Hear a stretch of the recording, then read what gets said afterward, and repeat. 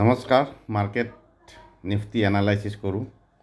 প্ৰথমে আমি monthly candle চাব লাগিব, কাৰণ যিহেতু ডাউন ট্ৰেণ্ড হৈয়ে আছে, গতিকে আমি সঠিক লেভেল পাবলৈ আমি মান্থলি কেণ্ডেলত যাওঁ। চাওক, মান্থলি কেণ্ডেলত এটা বৰ্তমান ট্ৰেণ্ড লাইন চলি আছে। ট্ৰেণ্ড লাইন মতে এতিয়া বৰ্তমান 22,929 ওচৰত আছে, আৰু এই ট্ৰেণ্ড লাইন মতে বৰ্তমান টেম্পৰাৰী ছাপৰ্ট এৰিয়া। গতিকে ছাপৰ্ট এৰিয়া সঠিক চাবলৈ আমি আকৌ উইকলিত গৈছোঁ। উইকলিত যদি এই এৰিয়াটো চাব যোৱা যায়, এই এৰিয়াটো হৈছে 22,900ৰ পৰা 20,819।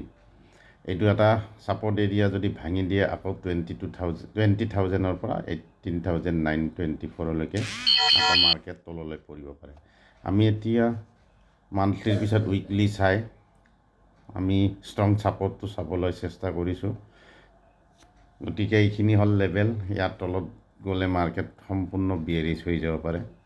গতিকে এইকেইদিন সাৱধান। এতিয়া আমি আৱাৰলি আৰু ডেইলি কেণ্ডেল চাওঁ। তাত চাব EMA 100ৰ তলত আছে মাৰ্কেট, এই চাওক, আৰু 9 EMA 21 EMA ক্ৰছ কৰিছে। তাৰমানে সম্পূৰ্ণ মাৰ্কেট এতিয়া বিয়েৰিছত গুচি গ'ল। গতিকে বৰ্তমান 22,800 ছাপৰ্ট লৈ যদি যায়, তেতিয়াহে মাৰ্কেট কিছু আপলৈ যাব, নহ'লে ডাউন ট্ৰেণ্ডে চলি থাকিব।